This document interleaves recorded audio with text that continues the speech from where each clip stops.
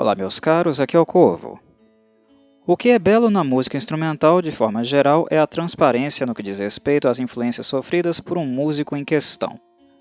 Como é seu ouvido musical, como pensa e compõe música, o tom, quais artistas do passado habitam espiritualmente sua sonoridade. Isto é de uma beleza e honestidade pouco vista em outros gêneros musicais, visto que no estilo instrumental, um músico não tem muitas oportunidades para se esconder ou camuflar o que está fazendo. Pelo contrário, o holofote está totalmente sobre ele, e nós, ouvintes, o escutamos e o avaliamos nota por nota. É parte do cotidiano dos apaixonados por música instrumental a busca por novos álbuns que realmente apresentem traços identitários. Por mais que haja integridade na forma e esta pouco nos engane acerca de suas origens, é tarefa árdua criar música que se descole do passado e aponte para o futuro. Ser músico instrumental, neste sentido, é muito difícil, pois além do nível de exigência das composições ser mais elevado, acompanha o músico uma necessidade intrínseca de definir sua própria identidade, de ouvir a própria música e perceber a si mesmo nela, do mesmo modo que acontece na frente do espelho. O quarteto D-Drive, fundado em Osaka, é o representante japonês que convive com este desafio desde 2009, quando publicou seu primeiro trabalho autoral e independente, chamado Something to Drink. Passando pelos álbuns Accelerator, em 2011, e R, em 2015, a trinca inicial lançada exclusivamente no Japão, a guitarrista das Rosas Azuis, Yuki, sempre acompanhado por seu mentor e sensei Seiji, e pela baterista Chiiko, teve um pouco mais de uma década para crescer musicalmente e experimentar epifanias. E junto com o novo baixista, Toshi, os três membros fundadores finalmente conseguiram, em 2019, uma oportunidade para mostrar ao restante do mundo quem eles são. Experientes, calejados, donos de seu próprio jogo. Foi nestas condições que o Ocidente finalmente conheceu o mar instrumental gracioso, potente e implacável da D-Drive. Quando pensamos em automobilismo na Terra do Sol Nascente, empresas como Honda, Toyota, Subaru, Nissan, Mazda e Mitsubishi logo nos vêm à mente. A D-Drive, musicalmente, é como o ronco dos motores top de linha de cada uma dessas fábricas. Como Seiji mesmo diz, o que a D-Drive cria é o driving rock. Ouvi-los é como imaginar que você está dirigindo um carro na estrada na velocidade do som, a sensação de conduzir um titã japonês e levá-lo ao extremo. Isto é o driving rock, que, por sinal, é pouco recomendável para se ouvir no trânsito, porque as melodias e o punch são tão contagiantes que a vontade de pisar no acelerador se torna difícil de controlar. Seiji formou a banda com Yuki, que na ocasião era aluna dele em uma escola de música em Osaka. A baterista Chiiko se formou no mesmo lugar, por sinal, e estamos falando de instrumentistas que estudam e escrevem músicas de forma erudita, mas que ao mesmo tempo não deixam que sua virtuose e talento natural tornem as composições distantes das zonas de prazer auditivas dos ouvintes casuais. Na verdade, as músicas possuem ganchos, que têm como função propiciar uma rápida assimilação por quem escuta, identificando as principais características da faixa após poucas audições. Entretanto, estes ganchos, normalmente representados por riffs de guitarra e baixo, são úteis apenas para o ouvinte não se dispersar e manter assim a atenção necessária para aquilo que vem em seguida, que são os solos, as dobras das guitarras gêmeas e as impressionantes mudanças nas assinaturas de tempo de Yuki, Seiji e Chiiko. D-Drive é hard rock, D-Drive é heavy metal, mas D-Drive também é, indubitavelmente, progressive music. A diferença é que, ao contrário de muitos músicos instrumentais, a banda não deixa que estes gêneros se sobressaiam isoladamente. Estes apenas orbitam nas composições, ora um aparecendo mais do que o outro, mas jamais monopolizando. E a resultante desta forma de pensar dá origem a instrumentistas de versatilidade impressionante, que nos passam a sensação de que podem tocar qualquer coisa. Seiji é amante do rock e do metal dos anos 80 e 90. Suas principais influências musicais são o lendário Michael Schenker, senhor da guitarra romântica, e o também extremamente melódico Steve Lukather. Porém, por mais que essas influências sejam muito evidentes, como eu disse, elas apenas orbitam as composições da banda. Na D-Drive todos têm voz, o que é irônico quando nos damos conta que a música deles não tem vocais. A divina Yuki é claramente fascinada com o shred melódico de Steve Vai, o que inevitavelmente a aproxima também do senso melódico de Joe Satriani, mesmo que indiretamente. Sendo assim, Yuki leva Seiji a explorar o shred, do mesmo modo que Seiji, por sua vez, condiciona Yuki a ser melódica e focada, e muito menos etérea que Steve Vai, para assim harmonizar com ele. Mas isso só ocorre após a seção rítmica, baixo e bateria, dar o tom, a direção de como esta harmonização irá acontecer. E esta é veloz e muito pesada, já que Chieko e Toshi são fascinados por bandas de heavy e thrash dos anos 80, tais como Iron Maiden e Metallica. Como resultante, o som da D-Drive acaba sendo mais pesado e agressivo do que os músicos setentistas e instrumentais oitentistas previamente citados, mas mantém o nível de melodia, harmonização e doçura de seus melhores momentos. Seja com pauleiras ou baladas, a D-Drive é sempre uma banda melódica, capaz de nos fazer arrepiar do cabelo ao pé com distorções graves ou cristalinas. É interessante perceber que não há aleatoriedade nas composições da banda. Elas não são uma jornada de improviso, sem uma noção clara de onde começou ou para onde irá. Ela é um circuito de corrida, com noção clara de estrutura e objetivo. Mas não pensem vocês que esta pista é oval.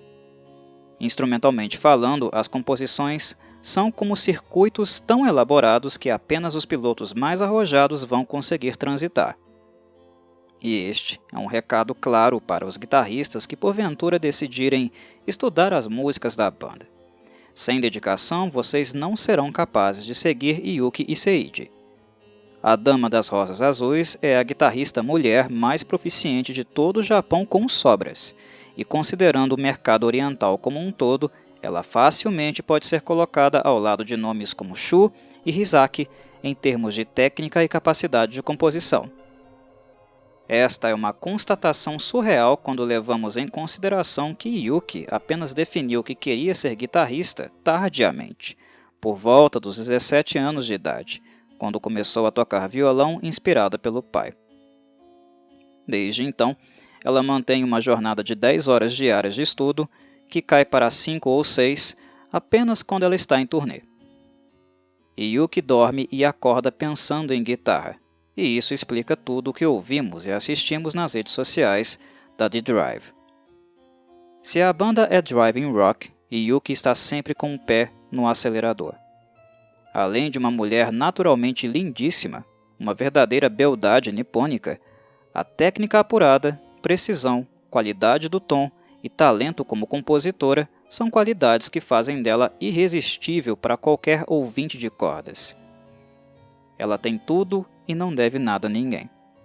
A única coisa que Yuki provavelmente não tem é tempo, tal o nível de exigência que se impõe e as obrigações de uma banda independente, que precisa fazer muito mais do que apenas subir no palco e tocar um instrumento. No que diz respeito à estrutura de uma composição do rock instrumental, profissionais e ouvintes sabem muito bem que escrever para esta vertente é como trabalhar em várias faixas ao mesmo tempo. Basta ter bons ouvidos para perceber que uma música simples de hard rock feita para vocais, com verso, refrão, não costuma exigir nem 10% da criatividade e arrojo de músicas instrumentais com a mesma duração. Yuki e Seiji decidiram tornar este princípio a filosofia de trabalho da D-Drive. Sua música não possui vocais, mas os instrumentos desempenham o papel constante de ocupar o lugar que, em tese, seria do vocalista, especialmente as guitarras. E já que os dois dialogam e sincronizam com bastante frequência, os versos das músicas funcionam também como uma espécie de dueto em muitas ocasiões. Conceitualmente, há algo cinematográfico presente na fórmula, já que Seid se inspira em paisagens naturais e filmes para compor. O dinamismo de baixo e bateria atua como um desinibidor para as guitarras gêmeas, que então se expressam com o máximo de energia que puderem. E no caso das músicas mais lentas, esta força é depositada de maneira apaixonada no tom. Por anos a fio, a D-Drive refinou este modus operandi, até que finalmente despertou a atenção de empresas respeitáveis da indústria da música.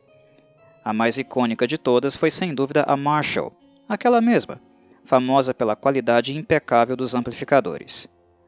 Por meio de sua gravadora, chamada Marshall Records, eles apresentaram uma proposta interessante para a banda, que deu origem ao álbum em questão, chamado Maximum Impact, lançado em 2019. Este é o primeiro lançamento internacional da D-Drive, o qual podemos considerar uma espécie de coletânea das faixas mais marcantes escritas por eles desde sua fundação. O título não deixa mentir. O que eles desejam é realmente causar o máximo impacto, tarefa concluída com eficiência. Dito isso, não se engane achando que Maximum Impact é simplesmente um conjunto de faixas copiadas e coladas dos primeiros álbuns e singles da D-Drive. Graças à gravadora britânica, parte do conteúdo foi regravado ou remasterizado, inserindo linhas de baixo completamente novas graças à inserção de Toshi na banda, substituindo o agora ex-membro Shimataro. As faixas soam infinitamente superiores às versões originais, muito em virtude do trabalho cirúrgico do engenheiro de som Akihiro Nishimura e de Christian Wright também, que masterizou o material no lendário estúdio Abbey Road, em Londres. Maximum Impact é o melhor lançamento da D-Drive sonoramente falando. É surreal a qualidade de som que encontramos nessa bolacha, uma que pouquíssimos álbuns produzidos no Japão poderiam competir. 3 faixas foram escolhidas pela Marshall para figurarem no álbum e outras 7 foram escolhidas de acordo com as preferências da banda. A disposição do setlist foi escolhida pensando no formato do show, pois Seid desejava que pudéssemos ouvir o trabalho com a mesma intensidade e sensibilidade de uma apresentação, que é onde eles realmente provam que são capazes de tocar essas composições nota por nota e sem a ajuda de qualquer aparato tecnológico para a correção. Energia e precisão definem um show da D-Drive, onde o público literalmente canta com as guitarras. Attraction 4D abre o álbum com um pé na porta. É representativa da banda enquanto um quarteto coeso e que divide protagonismo, prontos para levar o ouvinte a uma jornada que vão desejar repetir.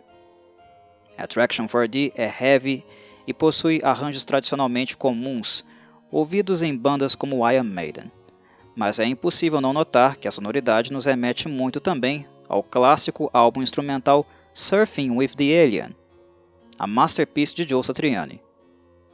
A base sólida, o andamento, as dobras por meio de palhetada e tapping, tudo isso nos remete ao bom e velho Joe, mas com o peso e agressividade característica do Maiden. M16 é ainda mais agressiva e até um pouquinho dark.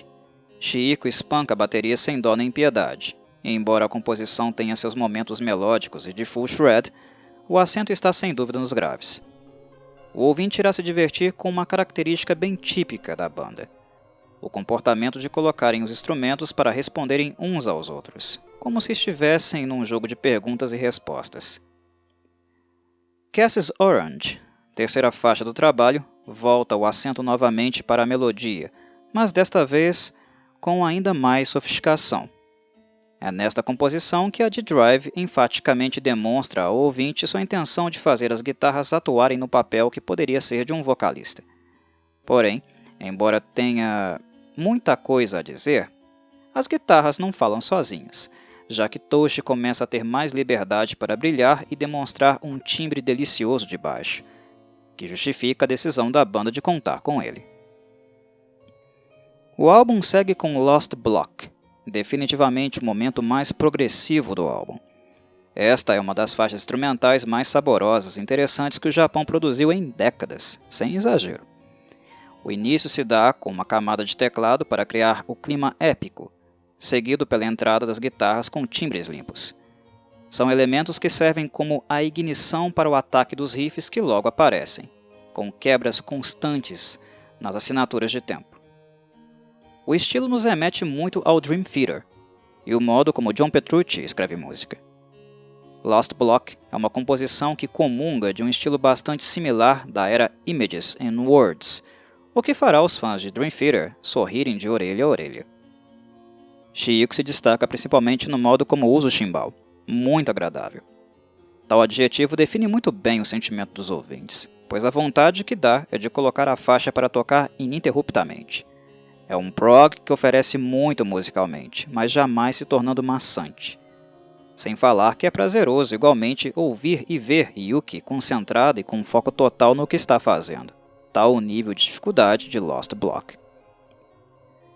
Gekirin demarca a metade do trajeto com uma verdadeira machadada sonora. Baixo estridente, riffs enfurecidos e muito punch. Esta é a faixa para os verdadeiros bangers baterem cabeça como se não houvesse amanhã. E depois de tanta energia extravasada, a sublime cinematográfica e romântica balada Unkind Rain nos conduz a 7 minutos de uma Yuki absurdamente inspirada, demonstrando por que Steve Vai foi um músico tão referencial para ela. Esta é a música mais lenta do álbum, que procura por valorizar mais o tom do que a velocidade. É com ela que irão perceber que, além de trabalhar velozmente em cada milímetro do braço do instrumento, Yuki jamais abre mão de um bom vibrato e do uso da alavanca sempre que esta oferecer extensão e equilíbrio para as notas. Gradation nos surpreende com uma introdução acústica, mas que dura muito, muito pouco. Exalando positividade, logo somos conduzidos a riffs elétricos que nos remetem ao clima festivo dos anos 80. Espirituosidade é palavra-chave em Gradation. A oitava faixa, Mr. Rat Boots, é uma das faixas mais queridas e populares da The Drive no Japão. Sempre à procura de algo para reduzir o estresse diário das capitais japonesas, Mr. Rat Boots é lúdica, de andamento rápido e com um ar de Steve Vai e também de Ed Van Halen. Yuki e Seiji são rápidos nos riffs e na explosão de notas soltas, pois a bateria de Chieko não os permite pensar, apenas agir intuitivamente. A música soa como uma narrativa cômica de alguém que não tem muito tempo para perder, mas ao mesmo tempo muitas coisas para dizer. E diz, mas a expressão de ufa, no fim, sempre aparece. The Last Revenge é uma composição que já nasceu clássica em meados de 2016, e para mim, esta é uma das principais no sentido de nos ensinar o que Seiji entende como driving rock. A introdução transborda beleza com licks limpos e adocicados, mas logo que os riffs centrais surgem, apresentam muita solidez. The Last Revenge é a música das dobras. E Yuki e Seiji estão sempre sincronizados de forma tão impecável que ficamos com a impressão de que ambos podem ler a mente um do outro. É como se o metrônomo tivesse se tornado parte do seu relógio biológico. E finalmente, para encerrar o álbum com chave de ouro, a banda convida o ouvinte para exaurir toda a energia restante na furiosa Screwdriver. O baixo galopante de Toshi é o que dá o ar da graça, e as guitarras tentarão, nos minutos seguintes, sobreviver a esta imposição através dos riffs mais graves que puderem produzir. Outra excelente tijolada, mas com o refino que só músicos com conhecimento teórico são capazes de produzir. E assim terminamos Maximum Impact e este podcast. Um álbum que a The Drive merecia muito. Eles são uma banda maravilhosa, e de certo modo esta obra os presenteia com uma síntese daquilo que possuem de melhor, tratado com o respeito e atenção necessários para valorizar as qualidades que possuem. Este é um dos principais álbuns de rock metal instrumental da década em questão, simplesmente impecável. No mais, um abraço a todos e saudações corvídeas.